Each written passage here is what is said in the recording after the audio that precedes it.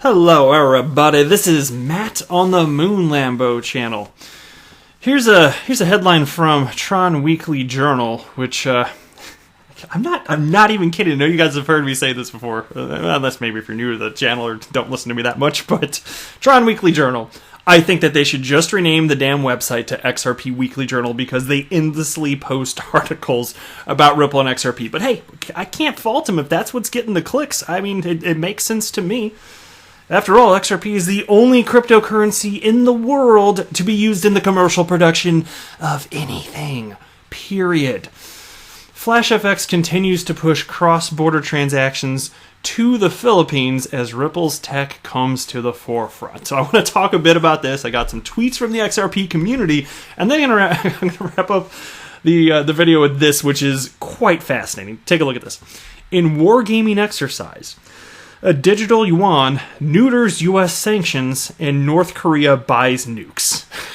My lord. Now, interestingly enough, and I'll again, holding off until the end of the video to talk about this, but there's a little subheading in this article about threats to SWIFT. Oh, yes.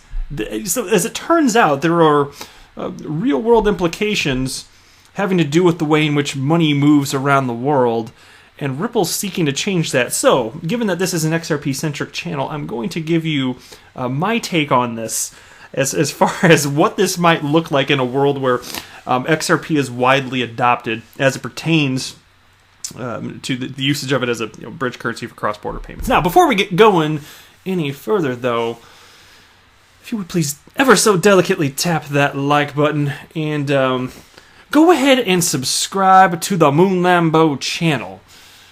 Please. It's how I value myself as a human being. Just the validation that I get from somebody subscribing. No, I'm just kidding. But I do appreciate the support very much if you would consider doing so. Before I dig into this first piece, I did go to Flash FX's website. Again, this is an official Ripple partner utilizing XRP through on-demand liquidity, formerly known as XRapid. And it was fascinating. So I read through this whole thing, and just a couple parts of this I wanted to run through. So they have this little the difference between Ripple and XRP section, which is like 101 type stuff. But then they have a subheading Ripple and Flash FX. So just get pretty caught up to speed. Flash FX recognized the game-changing benefits of the Ripple Consensus Protocol for international money transfers and was the first digital currency exchange in Australia to be awarded a license to operate from ASIC. The RCL removes many of the traditional friction points that make completing international money transfers expensive and slow, notably third-party correspondent banks. You think? By eliminating the middleman, Flash FX is able to deliver your money faster and without the high fees typical of the SWIFT payment method. Not interested in traditional fiat transfers? We also use RCL to help our customers instantly fund their cryptocurrency wallets. Right? Using Ripple Protocol is just one way a Flash FX is able to deliver greater value for customers looking to shift money overseas. And so indeed, we're talking about remittances here, and it always strikes me every time I read stuff like this, because you can even go to this. So like I'm not going to really run through this. I just wanted to highlight it real quick, and I read through it a little bit earlier today. But Swell 2019, how on-demand liquidity is changing the global payments game. And they did have Flash FX in here. It always just strikes me because they had this whole panel. It's just Ripple on-demand liquidity customers talking about the pure awesomeness that is XRP when utilized as on-demand liquidity. And I just wanted to state, like, it really strikes me every time I see businesses, Ripple customers, talking about their expenses, like their experience in utilizing this. How could the rest of the world, the rest of their competitors, not ultimately adopt this? If they want to be remotely competitive, I don't see how it's going to be possible in corridors in which XRP is utilized for on-demand liquidity. To me, it doesn't make any bit of sense in the whole world.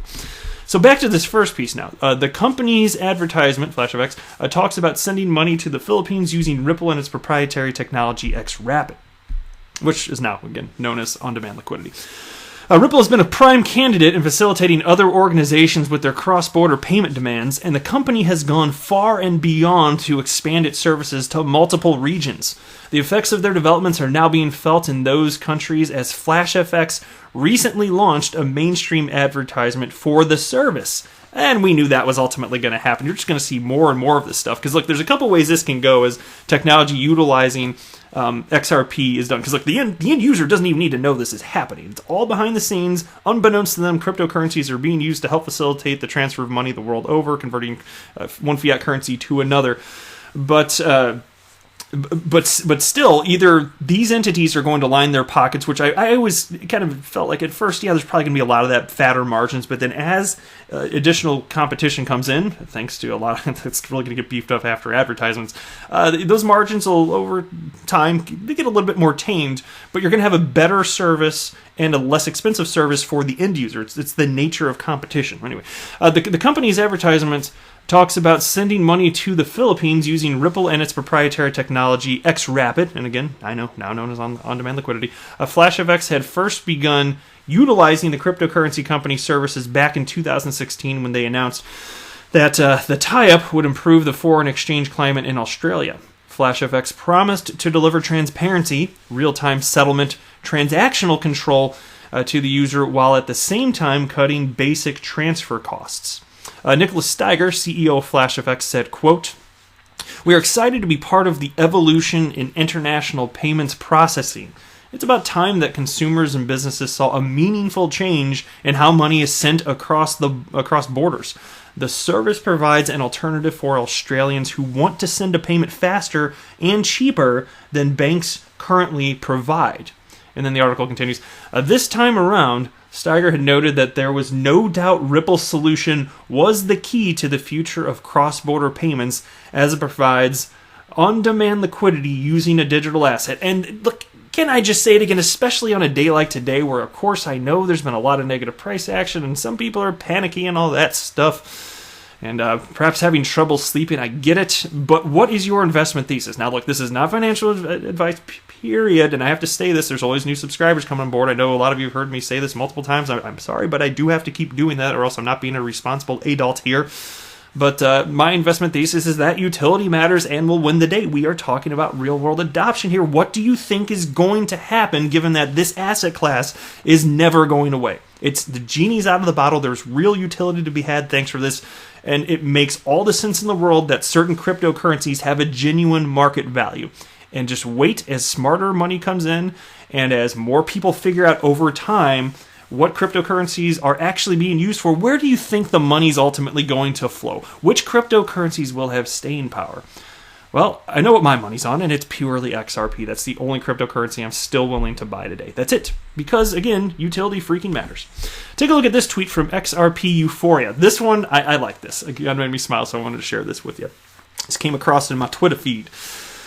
And he wrote, "I've decided to trim the fat in our budget to buy more XRP.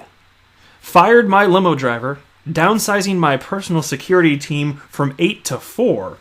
Using the private jet only on Tuesdays. But on a serious note, I did stop eating at Taco Bell. Share what you've given up to buy more XRP? Question mark. So what have you done? Have you indeed given up anything?" I thought it was funny. So have you given up anything so that you could purchase more XRP? I personally haven't had to. Like, I'm on a set schedule, and I just buy what I'm willing to lose in the event that I'm wrong. So it's nothing crazy, but I've been doing it for long enough that it's just eventually, 2 years pass, and then you're Moon Lambo, and you're like, wow, I've been in the world of cryptocurrency literally for 2 years, a little over 2 years now, amazingly. And then I keep doing this, and then you look back like, I got some XRP. How about that? Now, whether it's a lot or a little, that's completely relative. Some would say it's a lot, some would say it's a little, and I'm not going to tell you because that's my own damn business. You mind your business. But that's okay. No, seriously. No, actually, I will say, though, don't tell anybody online how much XRP you have. That does make you a target, unless you say you have, 20. Okay, then maybe not. But don't do it. You put yourself out there, and you will attract attention in a very bad way. All right, this article now from CoinDesk. This is fun. In wargaming exercise, the digital yuan neuters U.S. sanctions and North Korea buys nukes. How about that? China's central bank digital currency, CBDC, has undermined the dollar's dominance of the global financial system. North Korea has used the digital yuan to build and test nuclear missiles, safely evading financial sanctions imposed by Washington. And malicious actors are stealing funds from the SWIFT communications network to prove a point But don't worry, it's only a game for now. These scenarios were dreamed up by an all-star cast of former high-ranking U.S. officials during a wargaming exercise conducted Tuesday night. That sounds like a fun little Tuesday night. What were you doing? They were doing war games. The Simulated Principles Committee meeting, a PC meeting, was held by Harvard Kennedy School and Belfer Center for Science and International Affairs in Cambridge, Massachusetts. The Beltway veterans played the roles of National Security Council, NSC, members who convened in 2021 to discuss the potential threat to the United States after China rolls out its proposed CBDC, and again, that's central bank digital currency. The imaginary meeting takes place a few days after North Korea has conducted a major missile test using materials purchased with the digital yuan. The competitiveness of the U.S. dollar is a matter of national security, said Neha Narula, portraying a digital currency czar and advertiser to the United States president in the discussion. Even in the simulation's timeline, we are still in a place where the United States dollar is the world's reserve currency. The dollar has incredible importance because the U.S. can weaponize it through the use of sanctions, she said. That could change if suddenly another currency becomes more interesting and more viable, Narula said. We have to keep pace for this innovation. A veritable who's who of government and academia participated in the exercise, and they go into list a bunch of them here. Let me scroll down now. I don't want to get through all of this. There's a section that talks about America's dominance. I'm just going to move past that, though. I want to get into this. So I want to at least briefly comment on this. So there's a subheading titled Threats to SWIFT. Yes, SWIFT. That's SWIFT from 1973. Throughout the discussion, American reliance on the SWIFT system as part of its sanctions regime was repeatedly noted. In a twist near the end of the simulation, imaginary North Korean actors stole $3 billion from the SWIFT interbank messaging system to push other countries toward the digital yuan. This sort of theft is not without precedent. Malicious actors have already stolen millions from SWIFT in the past. Right now, we have one network that doesn't work very well, Summers said. How about that? Yeah, it doesn't work very well. No kidding. And Ripple is the only entity in the world that's really trying to fix this right here. So what would this look like? What if there was already a world? It got me thinking, what if the world had already gotten to the point where XRP was widely adopted and XRP, let's just say RippleNet technology and on-demand liquidity utilizing XRP, of course, used where necessary, and let's say all the corridors are already built out. What would this even look like? Because you're talking about in this hypothetical scenario, North Korea stealing $3 billion from the SWIFT interbank messaging system. Okay? What would that look like in a world where we're utilizing XRP and Nostra accounts are no more, or even if they exist, they're nowhere near as widely used as they are in 2019? Well, the only way that you do it, if you're talking about stealing what replaced it, you're talking about stealing XRP, and that means that you're taking it from market makers, liquidity providers, cryptocurrency exchanges. Good luck. Good luck doing that. I know exchanges can get hacked, but man, I think that would be much more difficult than millions of dollars being stolen through the legacy system. And plus, the pools of liquidity, I mean, look, there are so many different corridors out there. If you're talking about stealing $3 billion from cryptocurrency exchanges, even if you have a market cap in the trillions for the entire asset class, I mean, like, you'd have to have some sort of coordinated strike on all sorts of different cryptocurrency exchanges, and I just don't see that. So anyway, point we mentioned this is just kind of a fun critical thinking exercise, but I think that it would be perhaps, at least in this hypothetical scenario, perhaps better for the United States if this technology is indeed adopted. What say you? Regulators, I hope you've thought this through. But that's it for this video. I am not a financial advisor. Do not buy or sell anything, because if anything that I say or write, that would be a very, very, very bad idea. Until next time, to the moon, Lambo!